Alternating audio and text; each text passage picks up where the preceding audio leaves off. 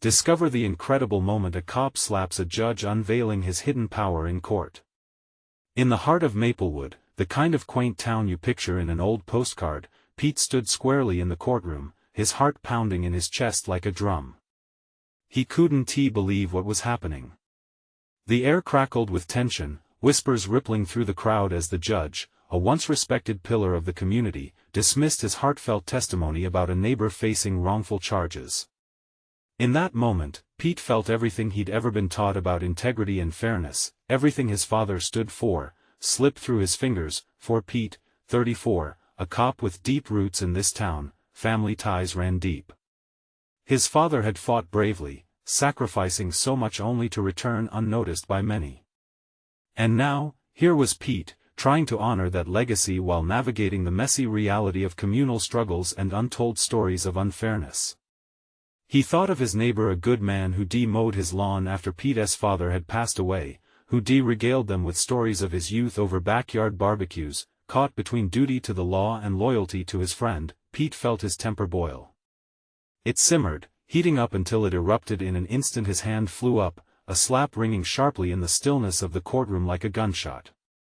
The sharp echo silenced the murmuring townsfolk, leaving only the oppressive weight of disbelief hanging in the air. Gasps spread like wildfire, a wave of shock rippling through the crowd as Pete stood frozen in that moment of irrevocable folly. He crossed a line, one most good citizens wouldn't dare approach. But it wasn't just a slap, it was a deep frustration unleashed, a voice crying out against the very fabric of injustice looming in their small town. Something had snapped in him, and now it felt as though the roles had reversed. He was no longer the officer, but a rebel standing tall against an impenetrable wall of authority. Before we continue, I need to let you know about something important that's happening. YouTube has been making changes to the system and many people are losing notifications from channels they follow. If you're enjoying the content, hit that bell and mark all notifications so you don't miss the next videos. And if you can drop a like, it really helps me with reach. Seriously, it makes a difference. Oh, let me know in the comments where you're watching from. I'm always curious to know who's on the other side of the screen. Now let's continue. As the courtroom descended into chaos, Pete could feel the sharp gazes of his fellow officers, the silent judgment from neighbors. Was he a hero or a fool? The question swirled in his mind while the judge, recovering from the shock, glared at him. It was a moment that would ignite a firestorm of conversation across Maplewood over coffee, in diners, and along Main Street. They'd ponder his act of defiance. Friendship versus duty, authority versus community, everything was on the table. In the aftermath, both Pete and the judge faced their shattered worlds. Each found themselves questioning their own truths, grappling with the fallout while the town wrestled with what it all meant. Would they rise together or crumble further apart? As people started gathering to discuss the implications of that fateful slap, an air of hope intertwined with uncertainty felt tangible.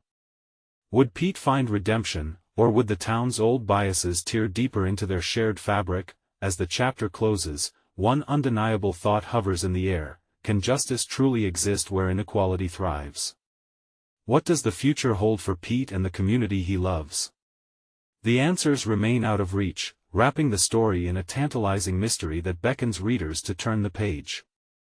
The courtroom's chaos was palpable, like a live wire sizzling in the air. Pete felt the heat of 100 eyes on him, fellow officers, his neighbors, even the jurors now frozen in uncertainty. He could hear the loud heartbeat echoing in his ears. What had he done? It was a question that held back a tidal wave of doubt threatening to crash down upon him. The judge's lips curled into a snarl, the kind of expression that would stop most people in their tracks. But not Pete. In that moment, he wasn't thinking of the consequences. He only saw the innocent man a neighbor wronged. He remembered the moral teachings of his father, the oaths of service he defended. Each of those thoughts felt like a weight on his shoulders, urging him to stand his ground. "You've lost your mind, Pete." It was Officer Morgan, his partner since the academy, exasperation dripping from her voice. "You're really going to throw away your career over this?" "I'm not throwing anything away." Pete shot back, the fire in his voice igniting a spark of conviction deep within him. For too long, we've turned a blind eye, and how can we keep doing that? Where's the justice for those who can't fight back? His words stirred the air, and a flicker of agreement simmered in the crowd. With the judge's gavel slamming down, demanding order, Pete felt a swirling tide of emotions: anger, anxiety, and an unexpected rush of adrenaline. The energy in the room shifted, more questions creeping in like shadows. Friends were now allies. Could this torn town rally behind him? Or were they too set in their old ways? As the session adjourned, people flooded into the hallway. Conversations erupted, fueled by disbelief and curiosity. "Did you see that?" someone exclaimed. "He slapped the judge." The shock was palpable, but so was something else: an awakening. People were talking, not just about the act itself, but about what lay beneath. They were wrestling with the uncomfortable truths that had lingered far too long in silence. Pete stepped out of the courtroom, heart racing as he stepped into the crisp afternoon. The sun beat down, illuminating the faces of townsfolk gathered outside. Some looked at him with admiration, discarded whispers of hero drifting through the crowd like leaves in the wind. Others wore frowns, disappointment etched into their brows. What had he unleashed on the town? Slowly, Pete made his way toward the diner, his usual haunt, where comforting smells of coffee and breakfast items danced through the air. This was where he often shared moments over pancakes and laughter. Today, it would be different. He entered to find the place buzzing. The atmosphere was thick with speculation. "Pete!" A familiar voice called out, breaking through the chatter. It was his old football buddy, Tom, now run a small construction business. What the hell happened in there? Dread hung between them. "Just trying to do what's right, Tom," Pete replied, trembling hands gripping the table. "You've stirred a beehive. This town's never been the same since." Tom faltered, eyes flicking toward the door, where whispers echoed. "You ready for what's coming?" Everyone waited, a tense breath held in collective apprehension. Pete looked around, taking in the faces of those he had grown up with, memories intertwined with the fabric of their lives. "If we don't stand up for what's right," he replied quietly, "then who will?" But as Pete searched the eyes of his neighbors, he felt a lurking uncertainty in the air. Would they follow him toward change or recoil into the familiar comforts of complacency? As the diner door swung open, the heavy footsteps of someone familiar echoed in his direction. "Pete," the town's mayor announced, each syllable hovering heavily in the air, "we need to talk." The next chapter was upon him, filled with possibilities and ominous uncertainty. The question loomed large: could this moment truly spark the change he desperately believed in, or would it backfire, leaving the town more divided than ever? Pete felt the intensity of the moment swell in the diner. The mayor's piercing gaze bore down on him, and the chatter faded into an almost haunting silence. He sensed the weight of every conversation pivoting toward him and the decision that lingered in the air. "What's this about?" he asked, his voice steadier than he felt. The mayor cleared his throat, shifting uncomfortably. "You've ignited quite a fire, Pete. People are talking about what you did, and some are not happy. It could change everything, and we need to figure out how to manage this before it spirals." Around them, faces were tight, unsure whether to cheer or jeer. The voices of brew and breakfast faded away, overshadowed by the thick tension enveloping the room. A few patrons peered over their plates, eyes wide with a mix of hope and fear. "We're a small town, you know. Not everyone is ready to embrace, to question the status quo," the mayor continued, his tone wavering between concern and authority. His title weighed on him, but so did the flicker of doubt that danced in his eyes. "Status quo?" Pete shot back, an urgency rising in him. "You mean the same old mistakes? The same old injustices?" He could feel his heart racing again, passion swelling in his chest. "How long can we keep pretending everything is fine, when it isn't?" Tom, standing nearby, opened his mouth but paused. "Look, man, I get you want to do the right thing. But this is complicated. People are scared. Scared of what? Pete pressed, taking a step closer, the table between them feeling more like a barrier. Change can be intimidating, but if we don't face it now, we're just going to keep hurting those who deserve our protection. I can't stand by and watch anymore. A murmur rippled through the diner. Some nodded tentatively, others shifted uncomfortably, clearly unprepared for this confrontation. But Pete saw the glimmer of something, a shift. Change doesn't happen overnight, the mayor warned, his voice quieter now, almost pleading. You need to be cautious. This isn't just about you anymore. Lives are at stake. I'm willing to take that risk, Pete declared, feeling a raw, undeniable fire within him. I'm tired of shadows. I want this town to thrive. To stand up and fight for what's right. At that moment, the diner door swung open again. The wind carried a chill that froze everyone in place. A group of townsfolk hungry for answers stepped inside. Their eyes roamed the room and then fixated on Pete. Their whispers surrounded him like a tide, lifting him, or was it dragging him down? What did he think he was doing? One woman scoffed, while another exclaimed, he slapped a judge. That's never going to go over well. Caught between fear and support, Pete sensed the choice ahead. It wasn't just about him anymore, it was about everyone. They needed to decide if they wanted to rise together or divide further. As the murmur grew louder, echoing with disbelief and excitement, Pete took a deep breath and steeled himself. This was the moment where he could either falter or forge a new path. Look, I'm not perfect, he began, visibly trembling. But this town deserves better. We all deserve better. It's up to you to decide if we're going to fight for that or let fear win. Silence fell as onlookers processed his heartfelt plea, the reality of their complicity and the potential for change dawning some hope in their eyes. But would they heed his call? The mayor's resigned sigh cut through the tension. We're going to have to find allies, he warned, before those opponents become clearer than ever. The uncertainty again twisted around Pete like a dark cloud. The stakes were raised.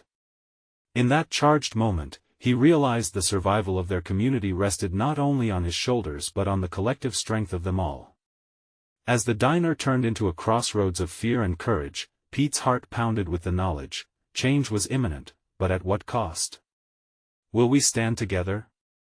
A voice pierced through the din, bold and unyielding.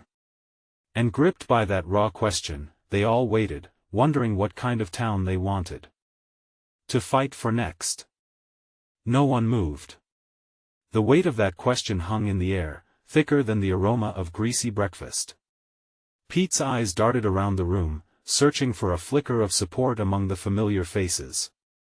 He wanted to see the spark of conviction that he felt inside, but what he saw was uncertainty etched into every furrowed brow and biting lip. Come on, folks, Pete urged, the rhythm of his heartbeat matching the urgency in his voice. We all know things can't go on like this. Lives are on the line, your lives. What happens when we close our eyes to injustice? A man in the back shifted his weight, crossing his arms tightly across his chest. It's easy for you to talk about fighting for what's right, Pete. You don't live in fear every day. No, maybe I don't, Pete admitted, finding strength in vulnerability. But I care about this town, and I care about you. I've seen too many good people suffer, their voices silenced because they're afraid. We can change that. Together. The other patrons murmured again, this time with a hint of restlessness. Eyes exchanged looks filled with disbelief and hope, a combination that danced through the diner like electric current. They were scared.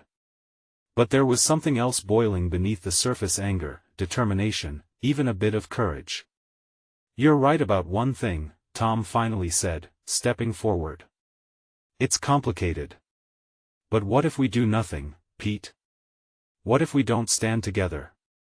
It was a question that hung there with a weight heavier than the plates in front of them. The room was alive now, flickers of passion igniting where there had been only fear moments ago. The mayor clenched his jaw, scanning the crowd. We need a plan. And we need to be smart. No rash moves. Isn't that just a way of saying we should do nothing? A woman retorted. Her voice cracked, revealing a depth of frustration that had likely been building for years. How long will we let fear hold us back? How many more lives have to be ruined before we take a stand? The intensity of the moment began to take shape. Eyes flushed with newfound purpose met Pete's gaze, and he felt the shift. There was fear, yes, but also a glimmer of resolve. What if we form a town committee? He suggested. Open discussions, a voice for the voiceless, a way for all of us to stand together. He could see heads nodding, and for the first time, hope flickered in the depths of uncertainty. The words rolled off his tongue like a chant. Let us organize. Let us unite.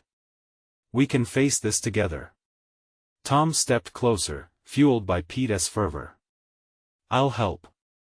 I know some folks who can back us up. We can't let this fizzle out. Me too, chimed in another voice from the crowd. The murmurs grew louder, a symphony of agreement harmonizing with Pete's resolve. As the excitement surged, Pete felt tears prick his eyes. The weight of the moment was almost unbearable. They were beginning to believe. Perhaps this fight could lead to something beautiful, something transformative. Then let us put together our first meeting, the mayor finally said, the weight of authority in his voice melting slightly. We'll do it right. But we have to be prepared for the backlash. Yes, someone shouted, bring it on. With that, they made their pledge, a pact forged from fear but ignited by hope. As Pete caught his breath, he knew they had crossed a threshold. There would be no turning back now, but outside, the wind picked up again, rattling the diner's windows, a reminder of the storm brewing just beyond them. What would happen next? Would their fight unite or divide them further? Are we ready for this? Pete whispered to himself, heart still racing, as he looked at the faces of the people he had dared to rally. And in that charged moment, he realized it was only the beginning. The diner buzzed with an energy Pete had never felt before. It was like the first rays of dawn breaking through a dark night, illuminating possibilities long suppressed by fear and silence. Conversations erupted, a cacophony of voices sharing their thoughts, fears, and hopes. The atmosphere, once stifling, now felt electrifying. Can you imagine what we could accomplish? A woman exclaimed, her face alight with enthusiasm. A community that stands for each other, what a difference that would make. Pete looked around, seeing the determination growing in their eyes.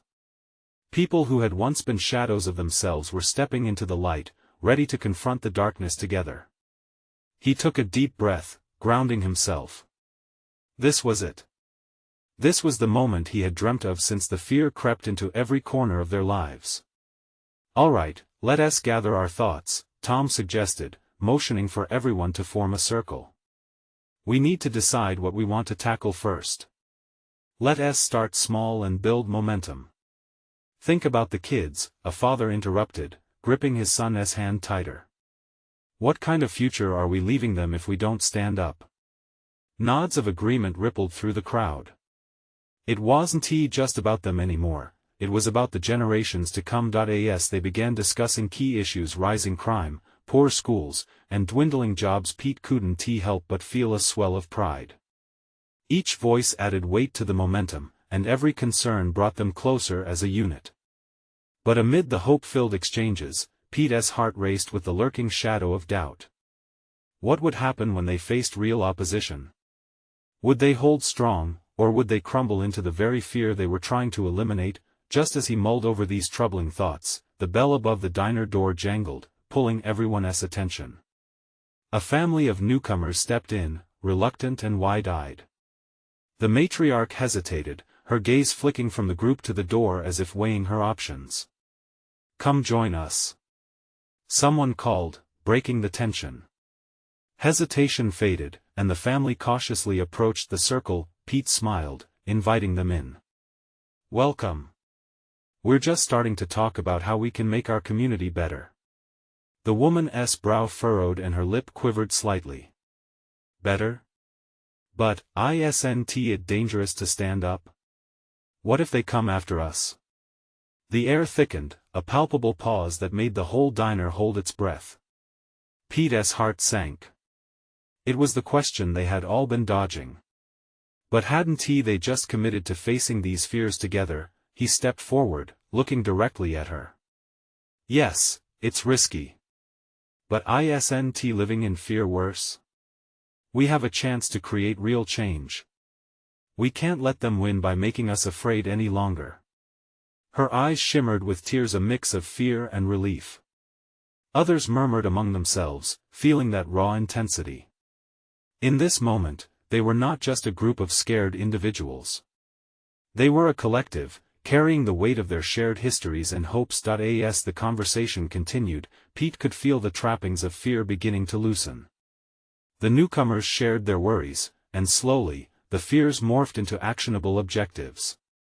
The group was becoming a tapestry of voices, a mosaic of strength, but just then, a ruckus burst forth outside the diner. A group of local men, faces set and grim, had gathered. They eyed the diner with a hostility that could not be ignored. The chatter inside died down, replaced by tension and heavy breaths. Pete's heart raced again, but this time it was different. There was a fire in him, ignited by the solidarity in the room. He turned to the crowd, determination lighting his eyes.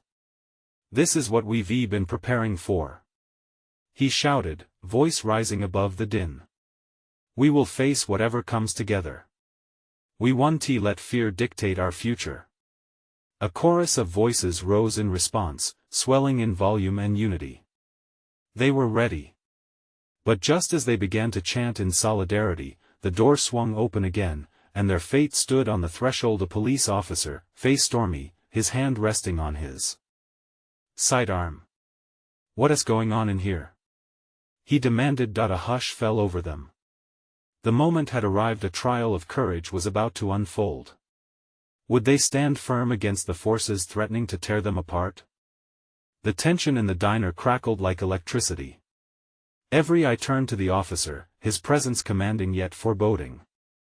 Pete felt a knot form in his stomach. This was it. They were being challenged, exposed. Just a meeting about community issues. Pete found his voice, standing tall despite the uncertainty roiling within. The simmering fear hung heavy in the air, but he refused to let it take hold. The officer narrowed his eyes, scanning the circle of faces, taking stock. Is that right? You understand you can't just gather like this without proper authorization?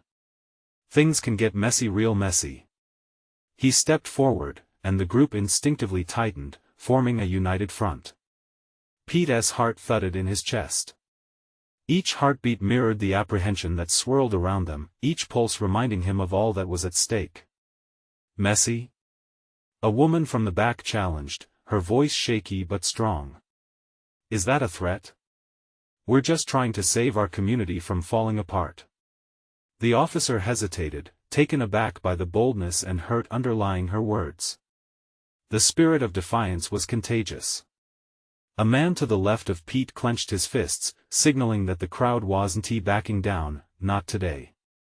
What have you done that's so terrible? Pete took a step forward, emboldened by the support, his voice steady. We're tired of being scared. We're tired of being silenced. So what if we're gathering? Will you threaten us for trying to care? The officer's face hardened, but the flicker of uncertainty danced in his eyes. This was not the reaction he expected. The crowd murmured, growing bolder with each passing moment. Maybe it's not the gathering you need to worry about, Pete pressed on, feeling the energy shift within him. Maybe it's the reason we're here. Maybe it's the fear you're representing. A tense silence lingered before the door's bell chimed again, announcing yet another presence. Everyone turned, startled. A woman, visibly distressed, stood trembling at the threshold. Her arm was wrapped tightly around a younger girl, the fear on her face told a story that the officer's presence alone could not silence. Please, she whispered, voice barely breaking above the murmur. I just want to know if I can raise my daughter here. Can we really change things? The room fell silent, heartbeats echoing in the now still air. Pete's chest swelled with emotion, the moment crashing in waves around them. Here was the stark reality of their fight, the future, vulnerable and waiting to be shielded. He looked back at the officer, who stood frozen for a moment, caught between duty and the undeniable pulse of humanity unfolding before him. You either stand with us or against us, Pete ventured, voice low but steady. That choice is yours.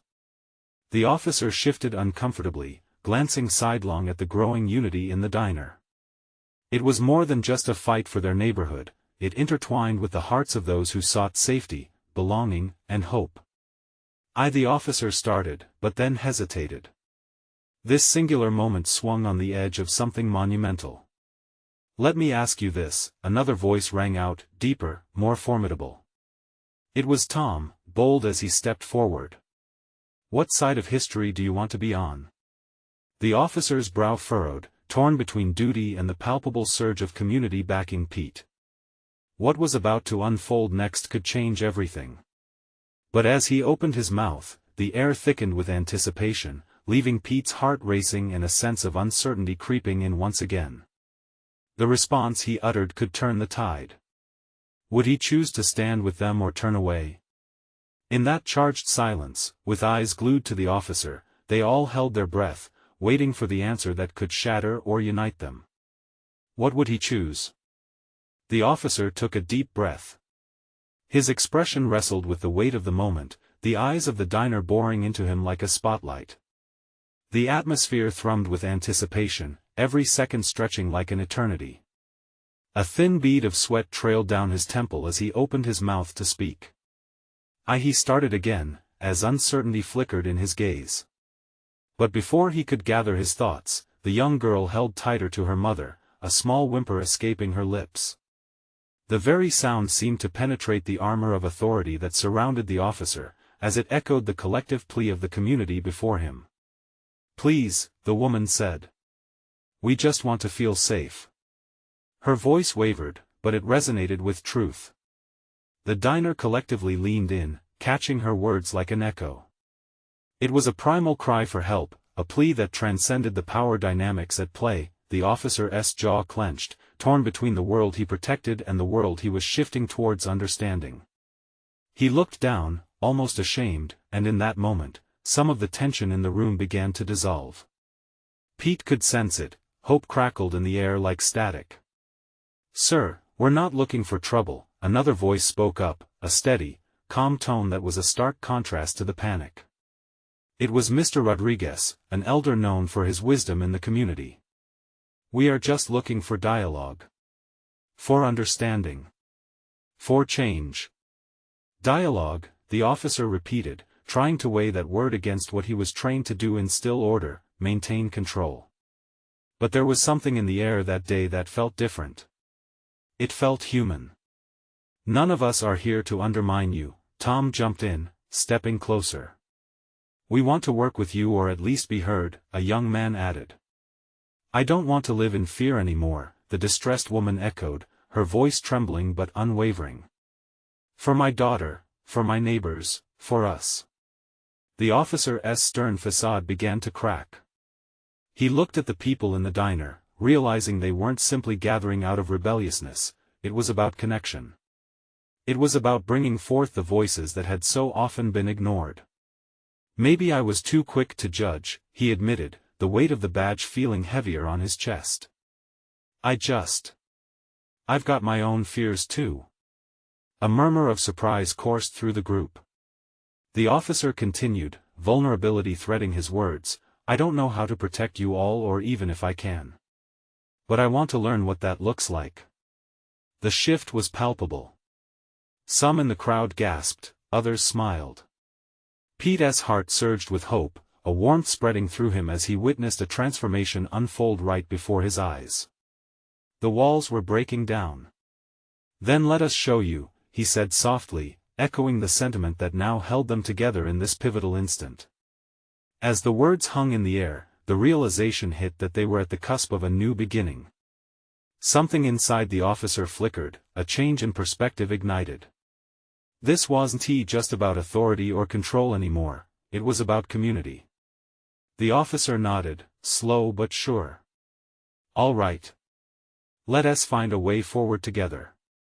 A collective sigh of relief washed over the diner, as the tension began to release. But even as joy flickered in hearts, there lingered a question of what lay next for each of them. Could a single moment truly reshape their reality? In that fragile space, with hope now softly rising, another worry crept in: what challenges would erupt next as they sought to rebuild a bridge, and would they be strong enough to cross it? The doorbell jingled once more, and the fresh wave of uncertainty approached as a new figure stepped inside, face masked with urgency. Who would they bring into this delicate equation, and how would it shift the newfound resolve? The door swung open, and in walked a woman with a look of sheer urgency etched into her features. The diner fell silent, curiosity hanging thick in the air. She was drenched from the rain, clinging to a small umbrella that seemed utterly inadequate against the storm. Her eyes darted across the room, finally landing on the officer. "Officer Gray." She called out, her voice sharp but strained, as if the effort to speak made her breathless. "You need to come with me right now." He hesitated, confusion washing over him like the countless raindrops that streamed down the windows. The warmth of newfound connection with the crowd felt like a fragile bubble, and he was being asked to step away from it. The murmurs in the diner grew, they exchanged glances, eyes wide with concern. "Why? What is going on?" The officer stepped closer, his heart racing, sensing something serious at play. "There's been an incident. Down by Maple Park. You need to see it for yourself."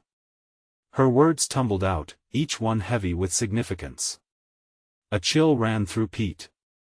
He glanced around the diner. The community that moments before had gathered in a spirit of hope now shifted back into a more familiar state of anxiety. Faces that had just softened were now etched with worry. "I'll come with you," the officer said, the need for action pushing him toward the door before he could reconsider. "Wait." The young girl from earlier caught his attention, her eyes pleading as she looked into his. "Please don't go." The innocence in her voice struck him deep, weighing against the urgency of the moment. He caught himself, glancing back at the crowd that had just begun to bridge the divide. "I have to. But I'll be back. Will you take us with you?" Mr. Rodriguez's voice was steady. The defiance of fear blossomed in the elder's expression. "Yeah. We should all go." A young man chimed in, a spark of rebellion shining in his eyes. The officer hesitated again. How could he turn his back on this community when they were more united than ever before? But the woman, still standing in the doorway, looked back with imploring eyes, a countdown of urgency unfolding in her silence. "Okay, let us go together, but we need to stick close. Whatever's happening, I want everyone to be safe." A determined nod swept through the diner as people gathered by the door, forming a loose line behind Officer Gray. Hope mingled with trepidation as they stepped outside into the rain, the air heavy with the scent of wet asphalt and electricity. They made their way to the park, the atmosphere shifting as they neared the source of concern. The sound of distant shouting carried on the wind, a cacophony of chaos that raised the hairs on the back of Pete's neck. What could it be? Someone muttered behind him, the tension mounting as they walked faster, almost running now. Just ahead, shadows danced under the flickering streetlights. The scene began to come into focus. A group of people gathered, and there were flashes of police lights illuminating the trees. The heartbeat of the moment quickened, and an anxious energy coursed through them all. "Stay close." Officer Gray barked, his protective instincts surfacing as he forged ahead, the weight of responsibility heavy on his shoulders. As they reached the park's edge, the sight that greeted them was enough to shatter their fragile newfound unity. A scuffle was underway, a confrontation between another officer and a man who looked desperate, on the brink of losing control. More voices joined the fray, a mix of panic and determination swirling like a tempest. It was a stark reminder of the tensions that lay just beneath the surface, waiting to erupt, and in that moment, as Officer Gray stepped forward, he felt that the challenge ahead would demand more than words. It would require action, bravery, and more importantly, the strength of a collective spirit that had just begun to emerge. "Get the families to safety," he called, but deep down, he wondered, could they truly navigate this storm together, or would it pull them apart just as quickly? Each second stretched on, and he took a deep breath, readying himself for what lay ahead, something deeper than confrontation, something that could still unite them all, or tear them apart completely. Would this be their trial by fire, or a turning point that sealed their bond forever? The air crackled with tension as Officer Gray stepped further into the chaos. The sounds of scuffling feet and angry shouts echoed in the park, and the rain continued pouring, a relentless curtain obscuring their vision. Each drop seemed to amplify the raw emotion swirling around them. He could feel the weight of the community behind him, each person gripped by a cocktail of fear and resolve. "Stop! Back away!" The officer in the center of the scuffle shouted, trying to maintain control as the man before him swung his arms wildly, desperation etched in his features.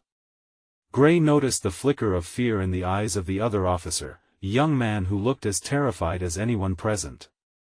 "Get the children out of here!" He yelled again, his throat tight, knowing he needed to be the anchor in this storm. The people behind him hesitated, torn between staying to support him and the instinct to protect their loved ones, especially the children. The young girl's terrified expression flashed in his mind, urging him onward. "Mr. Rodriguez," he called back. "Take those who can go to safety. Keep them together." The elderly man nodded, his face set with determination. "Come on, folks. We can't linger." He beckoned the crowd, and a small stream of families began to back away from the confrontation, leading their little ones toward the park exit. Meanwhile, the shouting grew louder, the situation escalating. The desperate man was ranting, his frustration exploding into words that slammed into the night air. "You don't understand. You don't know what they took from me. You have to listen." He seemed lost, a wildness in his demeanor that hinted at a tragedy lurking just below the surface. Officer Gray's heart raced as he inched closer. He needed to be the voice of reason in this boiling pot of emotion. Breathing deeply, he stepped forward, hands raised as a signal of peace. "Sir, I'm Officer Gray. No one is here to hurt you. Talk to me. What is going on?" But it felt as though the rain was deafening his words. The man's eyes were ablaze with anger, fire and pain mixing in volatile harmony. For a moment, time seemed suspended, the world reduced to this confrontation, nothing else mattered but the need to defuse the turmoil. "Listen to him," a voice shouted from the crowd, pushing through the fear. It was a woman, a familiar face from the diner, who had leaned on her husband's shoulder, her own anger bubbling beneath the surface. "We can't just ignore the pain he's in. He needs help." "Shut her up," barked one of the nearby officers, but Gray's stomach twisted. The vehement outcry had shifted the atmosphere, weaving a colorful thread through the fabric of their community. This discontent bore witness to the struggles they had faced together. "No!" Officer Gray yelled, resolving to bridge the gap. "Hold on. We can't isolate him. We need to understand." As he spoke, he felt the shift in the crowd behind him, a unity forming amidst the confusion rather than fear. Gray was stepping into battlegrounds beyond this park. Could this be their moment? Their chance to connect with someone in pain instead of division? The man began to sway, his fury competing with vulnerability, bringing the conflict into sharp focus. Gray sensed the pulse of the crowd, their hope mingling with a deep-rooted need for resolution. "Help us help you," he urged, voice steady, "we're here to listen. We're part of this community too." But then, a sharp scream pierced the rain-soaked air, and the man's eyes widened. There was no turning back now. "Don't move." An urgent voice rang out, and Gray turned to see another officer drawing closer amidst the chaos, unaware of everything he had just begun to build. what would this confrontation unleash, and could he keep the unity they had just discovered, or was it all about to shatter? The moment hung in the air, taut as a bowstring, as the storm swirled around them. The night was still far from over. The chaos continued to swirl around them like a maelstrom, a chaotic dance of fear and disbelief. Pete felt the weight of history pushing down as he stepped up next to Officer Gray, his heart pounding faster than ever. The rain fell like whispers of old burdens begging to be released. This was the moment that would define their town, a moment built on the cusp of fragile hope. "Listen!" Pete shouted, his voice cutting through the noise. "We're not enemies. We're here together, in this community. We understand pain, we've seen injustice. We want to help." He could see the desperation flicker in the man's eyes, an echo of the struggles they all shared. "Mister, you're not alone." The words rippled through the crowd, carried by one of the women from the diner who stepped forward. "We're here. We want to hear your story." The man hesitated, confusion etching his features. The shadows of fear faded just slightly, and the desperation softened for a moment. Heartbeats synced into a collective rhythm, a crowd now united with purpose. Abruptly, the other officers shifted uneasily, torn between orders and witnessing the emergence of understanding at the very edges of despair. "This is not how it's done." One the younger officers snapped, stepping closer with bad intentions flickering in his eyes. "Stop!" Officer Gray commanded. "If you step into this, we could lose everything we just built." The words hung heavy, charged with the truth they now shared. They couldn't go back. "Not again." As voices reached a fever pitch, the man in front turned his despair inward, battling something deeper. "Nobody cares. You'll listen for a moment, then leave just like everyone else." He sounded lost, raw and wounded, every word drumming against the walls of their reality. "We'll listen," Pete rushed in. "We promise, we'll keep listening." His heart raced at what he saw reflected in the crowd, their unity, their determination to understand and to help. Tears glistened in the man's eyes. "They took everything from me." The pain in his voice cut through the rain, raw and powerful. "My family, they didn't care when they took my brother. They didn't look back. I just need someone to hear me. Then let us hear you. Let us share this weight." Pete felt the fire ignite within him, sparking a conviction that wouldn't dim. He turned back to the townspeople, the faces now suffused with empathy, anchoring themselves to the suffering and humanity of one aching soul. They were becoming a beacon of something more profound than fear. It was hope, solidarity, and courage. The officers watched, their strength faltering, uncertain whether to uphold orders that felt less just each passing second. But just then, Officer Gray stepped forward, pride swelling inside him as he anchored the frail bridge forming before their eyes. "Let him speak," he ordered, his voice firm yet calm. The crowd's energy pulsed with agreement, echoing their shared plea for humanity. The distant police siren softened, replaced by the steady rhythm of the rain tapping against the pavement. The man stared at Gray, shocked and even more vulnerable. "Will you really listen?" His voice trembled but was tinged with a trembling hope. "Yes." Pete and Gray replied in unison, pulling the officer closer to the man, their hands raised in assurance. The tension felt like a palpable embrace, a moment stitched from uncertainty into something stronger. "I've been trying to survive," the man cried, his voice cracking as emotions surged. "They don't care." But what if he paused, breathing heavily as vulnerability dwelled within his fear. It was a wound exposed, open for healing. Beneath the weight of the rain, an ally emerged in Officer Gray. "We want to change that," he said, his tone more than just protective. "You can be a part of this change." And just like that, a thread of understanding began weaving through the chaos, knotted with the prayers of everyone present. Suddenly, the storm seemed to relent, the clouds above parting just enough for a splash of light to break through. The hope they so desperately sought was at hand. "We will face this together." Pete shouted, looking at everyone gathered in the park, solidifying their bond in the face of struggle. The weight of fear steadily transformed into solidarity. Together. Change will not happen until we unite every heartbeat, every share. This is only the beginning. The officers finally began to lower their weapons, and the town stood together, rallied, ready to face the storm of opposition that awaited them beyond that night. In that moment, their community materialized, each smile, tear, and voice stitching their history into something precious, and so, beneath the swirling rain and softening storm, a new dawn broke over Maplewood. Change had begun. Now that this incredible story has reached its climax, it's crucial to connect with our growing community. You need to subscribe now. Hit that button to ensure you don't miss the next exclusive stories that come your way.